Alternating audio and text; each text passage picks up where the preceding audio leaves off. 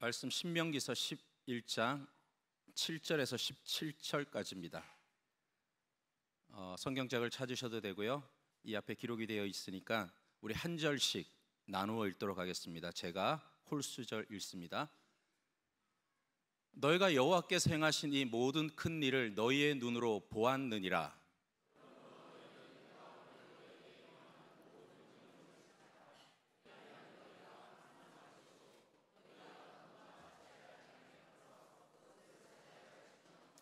또 여호와께서 너희의 조상들에게 맹세하여 그들과 그들의 후손에게 주리라고 하신 땅 곧 젖과 꿀이 흐르는 땅에서 너희의 날이 장구하리라.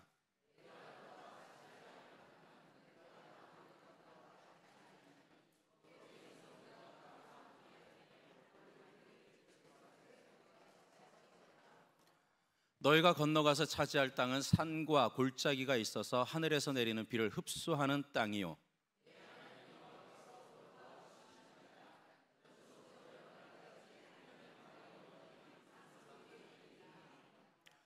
내가 오늘 너희에게 명하는 내 명령을 너희가 만일 청종하고 너희의 하나님 여호와를 사랑하여 마음을 다하고 뜻을 다하여 섬기면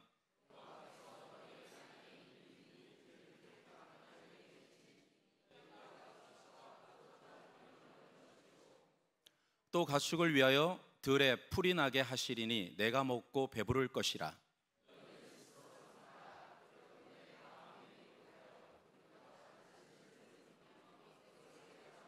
같이 읽습니다. 여호와께서 너희에게 진노하사 하늘을 닫아 비를 내리지 아니하여 땅이 소산을 내지 않게 하심으로 너희가 여호와께서 주신 아름다운 땅에서 속히 멸망할까 하노라. 아멘. 잠시 기도드리겠습니다. 사랑과 은혜가 풍성하신 하나님 감사합니다. 지난 한 주간 동안 주님의 크신 사랑과 은혜 가운데 참사랑교회 성도들을 불꽃과 같은 눈길로 지켜보아심에 감사드립니다. 하나님, 특별히 오늘 주일은 우리 어린이들로부터 장년에 이르기까지 함께 온 세대가 하나 되어 예배를 드립니다. 이 자리, 이 시간 성령의 임재와 기름 부으심으로 은혜 풍성한 예배로 인도하여 주시옵소서. 또 이 예배를 통하여 돕는 많은 손길들 있습니다. 하나님의 이름을 찬양하는 성가대, 또 꽃꽂이로 주방에서, 또 차량 안내로, 교사로, 기도로, 물질로 섬기며 헌신하는 모든 이들의 손길 기쁘게 받아 주시옵소서. 또 결혼기념일에 감사하여 헌화하는 박형선 집사님, 한순자 권사님의 마음을 기쁘시게 받으시고 또 그 가정과 자녀들의 삶을 통하여 하나님의 은혜가 더욱 역사가 되도록 은혜 베풀어 주시옵소서. 오늘도 말씀 듣습니다. 하나님의 말씀에 경청하여 그 말씀으로 은혜가 되게 하시며 또 순종함으로 더욱 말씀 안에 굳게 세워질 수 있도록 도와주시옵소서. 예수 그리스도 이름으로 기도드립니다. 아멘. 오늘도 나오신 여러분 주님 안녕 축복합니다. 우리 옆에 있는 분들과 말씀의 귀한 은혜 있길 축복합니다 라고 하면서 옆에 있는 분들과 손으로 한번 잡아 보시고요, 또 인사해 주시기 바랍니다.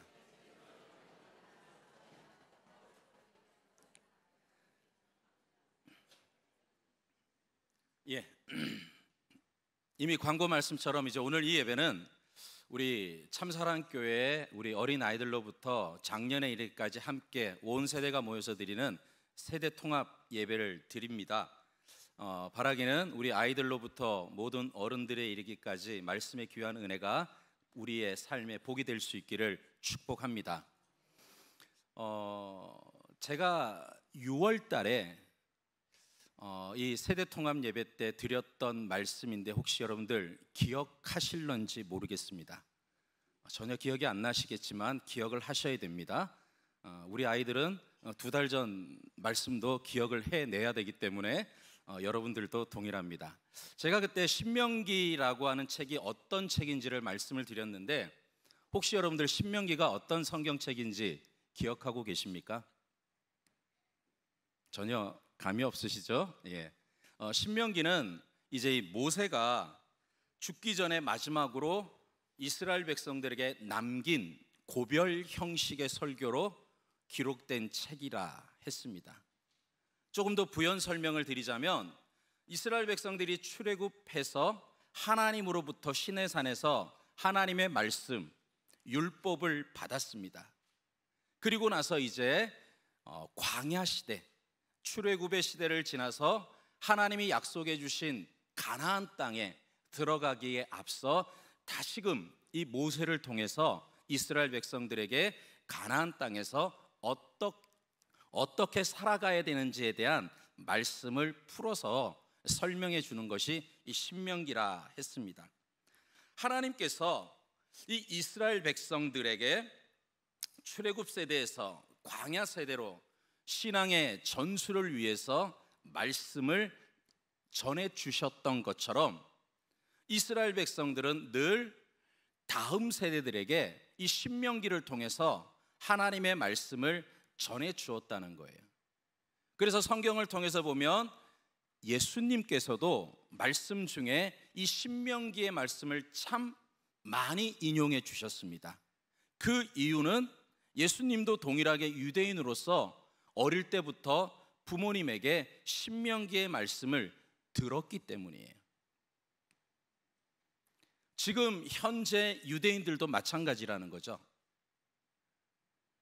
성인식은 13살이 되면 성인식에 참여할 수 있다 했습니다. 성인식 다음 날이면 예외 없이 이 신명기라고 하는 책을 전체를 암송하도록 했다는 거예요. 어떤 의미겠습니까? 부모 세대로부터 다음 세대로 흘러갈 때 이전 세대, 부모님에게 주셨던 하나님의 말씀이 다음 세대로 흘러가야 됨을, 그것이 신앙의 전수이고 신앙의 유산임을 성경은 분명히 전해주고 있고, 또 하나님의 말씀을 진리라 생각하는 이스라엘 백성들은 여전히 그렇게 살아가고 있다는 거죠. 바라기는 우리 참사랑교회 모든 믿음의 성도들도 이 하나님의 말씀을 정말 내 생명의 말씀으로 생각하시되, 나만이 아닌 우리 자녀들에게도 그 세대를 이어가면서 전해질 수 있는 말씀으로 항상 묵상할 수 있기를 주님의 이름으로 축원드립니다. 제가 개인적으로 감사한 건 그때 제가 이런 말씀을 드렸었어요. 이런 부탁을 드렸습니다. 우리가 항상 매달마다 암송 말씀을 우리가 읽고 묵상하고 외우고 있는데, 그것이 여러분 개인의 암송 말씀이 아니라 가족의 암송 말씀이 되었으면 좋겠다 부탁을 드렸습니다. 이거 기억나십니까? 예, 감사하게도 그 이후로 새 가정이 아이들과 부모님들이 성경의 말씀을 암송하셔서 보내주셨어요. 제가 왜 굳이 말씀을 드리느냐면, 아마 우리 아이들에게 있어서는 부모님과 성경의 말씀을 암송한 것이 그들의 일생의 귀한 신앙의 추억이 될 줄로 저는 확신합니다. 저의 얘기를 해서 죄송한데, 저도 어린 시절의 신앙생활의 추억을 떠올리면 항상 할머니의 손을 잡거나 그 등에 업혀서 새벽 예배를 가고 저녁 늦게 집으로 돌아왔던 기억이 있어요. 우리 아이들도 부모님과 이렇게 하나님의 말씀을 같이 암송하고 그것을 통해서 영상으로 찍어서 이렇게 만든다는 것이 분명히 우리 아이들에게는 귀한 추억이 될 거예요. 뿐만 아니라 가정에서의 신앙 교육이 결국에는 교회로 이어지게 되어 있는 거예요. 뿐만 아니라 교회에서 이렇게 하나님의 말씀을 묵상하고 배우는 것들이 이제는 가정으로 흘러가서 그 말씀이 서로 간에 묵상이 되는 거예요. 이렇게 신앙생활의 연속성이 생겨나고 성장하는 믿음이 분명히 여러분들의 가정을 통해서 일어날 줄 믿습니다. 저는 우리 참사랑교회 모든 믿음의 성도들의 가정에 이런 은혜가 있기를 다시 한번 주님의 이름으로 축원드립니다. 오늘 이제 본문의 말씀으로 신명기 11장의 말씀을 살펴보는데, 서두에서도 말씀을 드렸지만 이 신명기 11장 신명기라고 하는 책은 신앙 전수를 위해서 하나님께서 모세를 통해서 다시금 이스라엘 백성들에게 설교의 말씀으로 전한 것이라 했습니다. 그리고 이 모세는 이스라엘 백성들에게 그렇다면 하나님께서 이스라엘 민족에게 약속하셨던 가나안 땅에 들어갔을 때 과연 하나님의 백성인 이 이스라엘 백성들은 어떻게 살아야 될 것인가? 이 이 신명기를 통해서 말씀해 주셨다는 거죠. 자, 그런데 많은 분들이 의문을 가지시는 것 같아요. 왜 가나안 땅일까? 굳이 많은 땅들이 있는데 왜 가나안 땅으로 그들을 인도해 가셨을까라고 많은 분들이 물어보시는 것 같아요. 성경을 통해서 가나안 땅에 대한 이해는 두 가지 정도로 말씀을 드릴 수 있을 것 같습니다.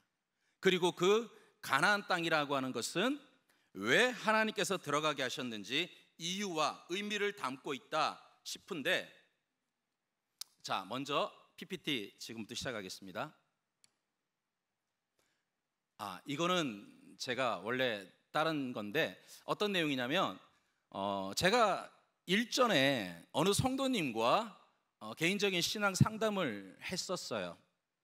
그때 주제가 뭐였냐면 한 사람의 인생은 본인의 삶으로만 평가되지 않는다는 거예요. 어떤 의미냐? 적어도 우리 믿음의 성도들에게 있어서 나의 신앙의 삶으로만 나를 평가할 수 없다는 거예요. 어떤 의미겠습니까? 바로 부모 세대가 아무리 열심히 신앙 생활을 해왔다 하더라도 우리 믿음의 자녀들에게 그 신앙이 제대로 전수되지 않으면 결코 성공한 삶을 살아가고 있다라고 말하기는 어렵다는 거였습니다. 저는 이 말씀을 여러분들에게 꼭 드리고 싶고 또 오늘 말씀과 분명히 연결되어 있습니다.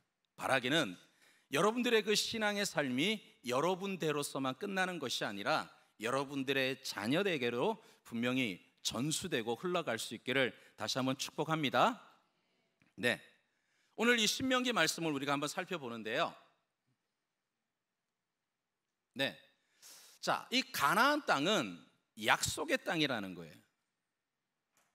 성경을 통해서 하나님께서 이 가나안 땅을 약속의 땅이라 분명히 말씀해 주고 있습니다.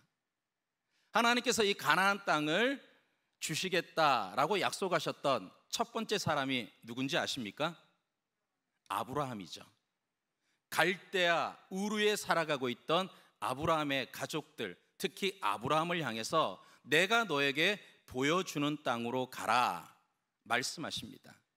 그때 아브라함은 모든 가족들을 이끌고 하란으로, 또 하란에서 세겜 땅으로 이동하게 됩니다.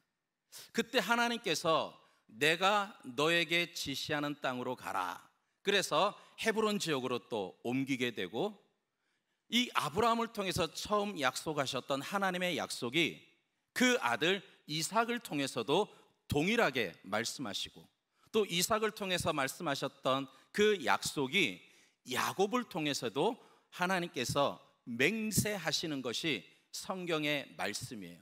즉 이 가나안 땅은 하나님께서 이스라엘 백성들, 그들의 조상들에게 약속하셨던 약속의 땅이라는 것을 여러분들이 분명히 기억하셔야 돼요. 그리고 한 가지 죄송합니다. 먼저 넘어가는 이 땅을 한번 읽어보죠. 오늘 이 말씀을 읽어보고 우리가 또 말씀을 시작하겠습니다. 제가 했던 PPT가 조금 느껴지네. 자, 두 번째입니다. 한번 읽어볼까요? 읽어봅니다. 시작. 가나안 땅은 젖과 꿀이 흐르는 땅이다. 성경의 말씀을 통해서 이 가나안 땅은 젖과 꿀이 흐르는 땅이다 라고 말씀해 주고 있어요. 이게 성경 구절 출애굽기 3장 8절 말씀인데 우리 한번 읽어보겠습니다. 시작. 내가 내려가서 그들을 애굽인들의 손에서 건져내고 그들의 그 땅으로 인도하여 아름답고 광대한 땅, 젖과 꿀이 흐르는 땅에 데려가려 하나님께서 모세를 통해서 이스라엘 백성들이 가야 될 가나안 땅은 젖과 꿀이 흐르는 땅이다 라고 말씀하셨어요. 자, 그러면 이 젖과 꿀이 흐르는 땅, 하나님께서 누누이 가나안 땅을 언급하실 때마다 말씀하셨는데, 저는 이 부분에 대해서 우리가 좀 오해하고 있는 부분들을 잡고 가야 될 것 같아요. 여러분, 젖과 꿀이 흐르는 땅이란 단어를 들을 때 여러분은 어떤 의미, 어떤 이미지가 생각나십니까? 말 그대로 젖과 꿀이 물처럼 흐르는 땅이라는 이미지가 생각나지 않습니까? 과연 이스라엘 백성들이 들어가 살아야 될 가나안 땅이 저렇게 젖과 꿀이 흐르는 땅, 그들에게 풍요가 보장된 땅일까라고 하는 겁니다. 많은 분들이 그렇게 생각하실 수 있을 것 같아요. 이스라엘 백성들도 저 젖과 꿀이 흐르는 땅이 어떤 땅인지를 제대로 알지 못하면 정말 가나안 땅에 들어가서 삶을 살아갈 때 그들의 삶 속에 젖과 꿀, 풍요가 넘치지 않으면 아마 실망할 수 있을 것 같아요. 그래서 우리는 이 성경을 통해서만, 이 성경을 통해서 도대체 젖과 꿀이 흐르는 땅은 어떤 땅일까 한번 살펴볼 필요가 있습니다. 그래서 저는 오늘 말씀의 제목을 오직 하나님의 은혜로만 살아갈 수 있는 땅이라는 제목을 정했는데요. 자, 먼저 이 말씀을 통해서 하나님께서 가나안 땅과 애굽 땅을 비교해 놓으셔서 하시는 말씀이 있어요. 한번 읽어보죠. 죄송합니다. 11장 10절에서 11절 말씀인데, 이스라엘 백성들이 430년 동안 지냈던 애굽 땅과 이제 그들이 가야 될 가나안 땅에 대한 비교의 말씀이에요. 자, 한번 읽어봅니다. 시작. 내가 들어가 차지하려 하는 땅은 내가 나온 애굽 땅과 같이 아니하니 거기에서는 너희가 파종한 후에 발로 물대기를 채소밭에 댐과 같이 하였거니와 너희가 건너가서 차지할 땅은 산과 골짜기가 있어서 하늘에서 내리는 비를 흡수하는 땅이요. 예, 이 말씀을 통해서 너희들이 나온 애굽 땅이 어떤 땅인지, 그 땅은 너희가 파종한 후에 발로 물대기를 채소밭에 댐과 같이 하였거니와 그에 반해서 너희가 건너가서 차지할 땅 가나안 땅은 하늘에서 내리는 비를 흡수하는 땅이라 비교해서 말씀해 주고 있어요. 자, 지도를 한번 보시죠. 저 지도에서 보면 애굽, 이집트입니다. 이집트가 어디에 있는지, 또 이스라엘이 어디에 있는지, 홍해가 어디에 있는지 보이실 거예요. 이집트인들에게 있어서 나일강은 축복이다 라는 얘기가 있어요. 왜냐하면 여러분들이 보는 화면 아래쪽이 남쪽인데, 저 나일강 그 남쪽에서부터 북쪽, 지금 이집트의 수로 카이로까지 계속해서 흘러가는데 절대 저 물은 마르지 않아요. 그런데 보시면 알겠지만 대부분 이집트의 땅은 90% 이상이 사막과 같은 땅이에요. 사람이 살 수 없다는 거죠.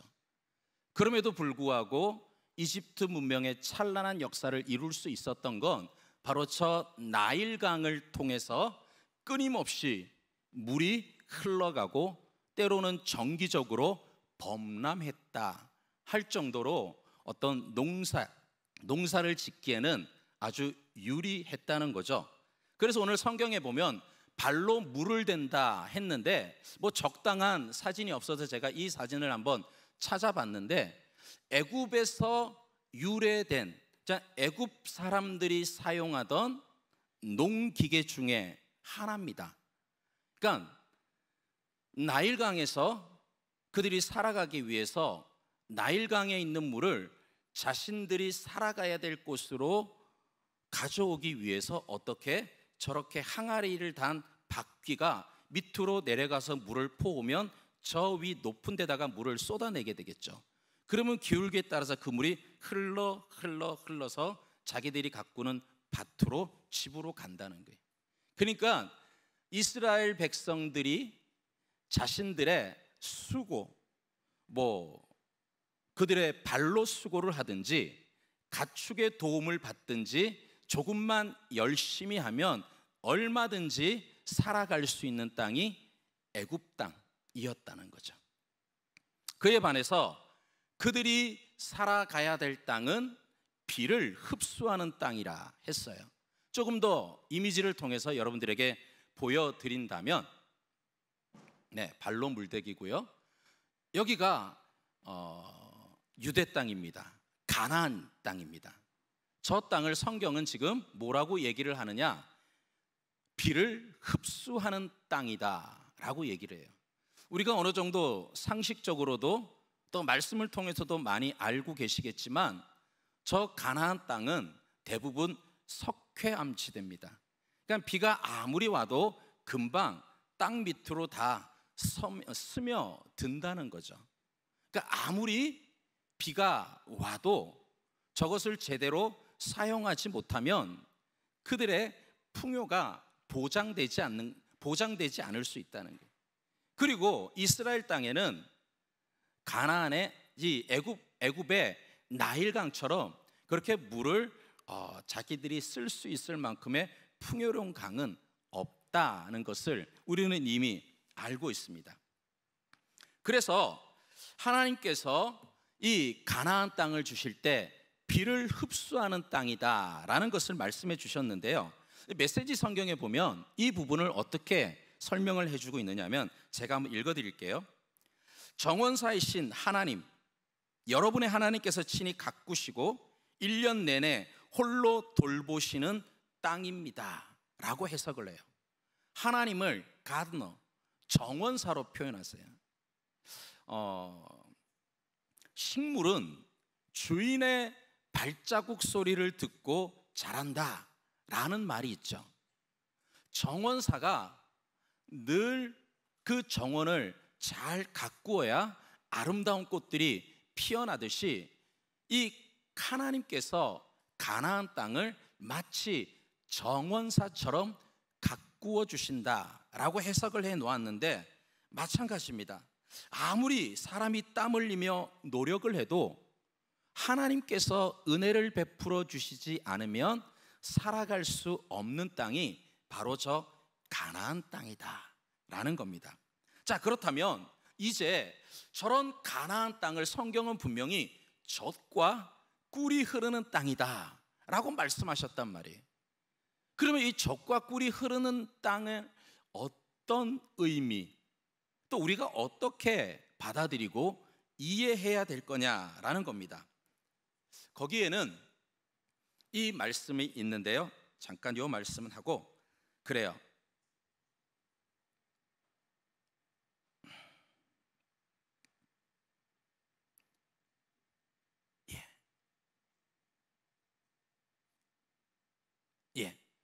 이 말씀을 보도록 하겠습니다.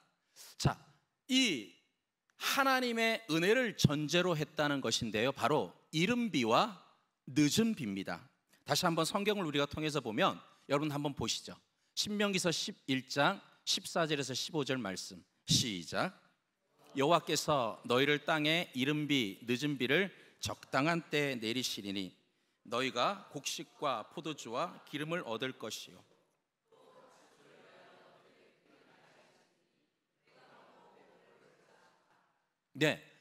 여기서 늦은 비와 이른 비를 하나님께서 주시겠다 하셨어요. 이 늦은 비와 이른 비를 좀 이해를 하셔야 되는데, 우리로 얘기하면 이른 비는 가을비입니다. 그리고 늦은 비는 봄비를 얘기합니다. 우리나라에서는 농사를 짓기를 봄에 시작합니다. 그래서 봄에 씨를 뿌리고 이렇게 심지만, 이스라엘 땅은 반대입니다. 가을에 씨를 뿌리고 또 이렇게 농사를 시작한다는 거죠. 그때 하나님께서 농사가 잘 되도록 이른 비, 가을에 비를 주셔야 되고, 늦은 비, 추수할 때 또 비가 필요하겠죠. 그거는 봄비를 하나님께서 주신다는 거죠. 이렇게 이른 비와 늦은 비를 주실 때 어떻게? 너희가 곡식과 포도주와 기름, 올리브 기름을 얻을 것이고, 또 가축을 기를 때에도 이른 비와 늦은 비를 주심으로 말미암아 가축들이 뜯어 먹을 수 있는 풀이 잘 자라게 해 주신다는 거죠. 이렇게 곡식과 가축이 잘 자라고 또 거두어들이는 것이 풍성할 때 결국은 내가 먹고 배부를 것이다 라는 의미라는 겁니다. 자, 여기까지만 하나님께서 말씀하셨으면 참 좋았을 것 같아요. 근데 하나님께서 이 은혜의 땅 가나안을 말씀하시면서 단서조항도 주신 거예요. 그 말씀을 한번 우리가 읽어보도록 하겠습니다. 하나님의 은혜 단서조항이 있는데 우리가 한번 살펴보도록 하겠습니다. 자, 신명기 11장 13절에서 14절 말씀 읽어봅니다. 시작. 내가 오늘 너희에게 명하는 내 명령을 너희가 만일 청종하고 너희 하나님 여호와를 사랑하여 마음을 다하고 뜻을 다하여 섬기면 여호와께서 너희의 땅에 이른 비 늦은 비를 적당한 때에 내리시리니. 예, 여러분, 은혜라는 게 무엇입니까? 은혜, 받을 수 없는 상황이지만 거저 주어지는 것을 우리는 은혜라 해요. 그래서 하나님께서 이른 비와 늦은 비를 주시는 것은 우리의 수고와 우리의 노력이 아니라 전적인 하나님의 의지이기 때문에 우리는 그것을 은혜라 해요. 근데 오늘 말씀해 보면 내 명령을 너희가 청종하고 너의 하나님 여호와를 사랑하여 마음을 다하고 뜻을 다하여 섬기며 이른 비와 늦은 비를 주신다는 거죠. 사실 어떤 의미에서 보면 이거는 은혜는 아닌 것 같아요. 오히려 보상이라는 단어가 맞는 것 같아요. 아이들이 1년 동안 열심히 부모님의 말씀에 순종하고 착한 일을 하면 산타크로스 할아버지가 와서 선물을 주고 가는 그런 보상의 의미가 강한 것 같아요. 그렇다면 이 하나님의 명령을 청종하고 또 하나님을 사랑하고 마음과 뜻을 다하여 섬기면 이 이른 비와 늦은 비를 통해서 은혜를 받게 된다 했는데, 도대체 이 말씀을 우리는 어떻게 이해해야 되겠느냐는 거죠. 여기에는 바로 이 가나안 땅이 약속의 땅이라고 하는 사실을 우리는 염두에 두셔야 된다는 겁니다. 그래서 이 가나안은 오직 하나님의 백성들에게 허락된 약속의 땅이라고 하는 것을 우리가 분명히 아셔야 됩니다. 다시 말해서 이 약속의 땅은 아무나 들어가서 살 수 있는 곳이 아닙니다. 오직 하나님의 백성이 들어갈 수 있고, 따라서 이곳에 들어간다는 자체가 하나님의 특별한 은혜라는 거예요. 그런데 만약 이스라엘 백성들이 가나안 땅에 들어간 이후에 하나님의 말씀과 상관없이 살아간다면, 하나님이 아닌 우상에게 절을 하고 우상을 숭배하며 살아간다면 어떻게 될까요? 사실은 그들에게 은혜가 아닌 오히려 심판이 이를 수밖에 없음을 성경은 우리에게 분명히 말씀해 주고 있다는 겁니다. 그래요, 하나님의 백성으로서 약속의 땅에 살아가기 위해서는 분명히 말씀을 청종하고 온 마음을 다해서 순종을 해야 되는데, 그 하나님의 말씀이 아닌 우상을 숭배한다면 그들은 결코 약속의 땅에 살아서는 안 된다는 거예요. 이 약속의 땅은 오로지 하나님의 백성답게 살아가는 그 사람들에게 허락된 약속된 땅이라는 거예요. 이스라엘이 하나님의 백성다움을 잃어버린다면 분명히 하나님의 심판은 있을 겁니다. 그리고 그 방법이 바로 이 이른 비와 늦은 비를 거두어 가시는 거예요. 실질적으로 성경에 보면 이런 예가 있었습니다. 언제입니까? 아합 왕 때입니다. 백성들로부터 온 이스라엘 백성들이 하나님이 아니라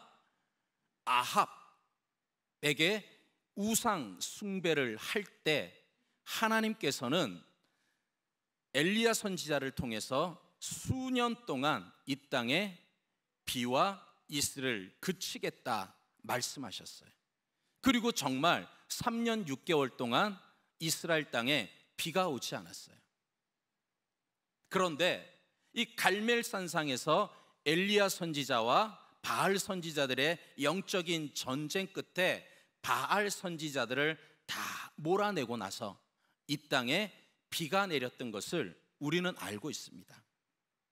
따라서 이 약속의 땅에서 살아가려면 자신들이 누구인지, 왜 내가 가나안 땅에 들어와 살게 되었는지를 잊어버리면 안 된다는 거예요. 그래서 성경은 하나님의 말씀을 청종해야 하고 하나님을 사랑해야 하고 마음과 힘을 다해서 하나님을 섬겨야 된다는 거예요. 이 하나님의 약속을 잊어버리면 약속의 땅에 들어가 살아갈 수 있는 자격을 잃어버리게 된다는 것을 분명히 말씀해 주고 있습니다. 또 한 가지 더 있습니다. 한번 읽어볼까요? 시작. 가나안은 오직 하나님의 은혜로만 살 수 있는 땅입니다. 예. 지금 여러분들은 어떻습니까? 내가 살아가는 이 삶의 자리가 애굽, 이집트 땅인 것 같습니까? 아니면 하나님의 은혜로 살아가는 가나안 땅인 것 같습니까? 내가 살아가면서 얼마든지 나의 힘, 나의 노력으로 살아갈 수 있다라고 생각하시며 살아간다면 어쩌면 그 땅은 애굽 땅이 될 겁니다.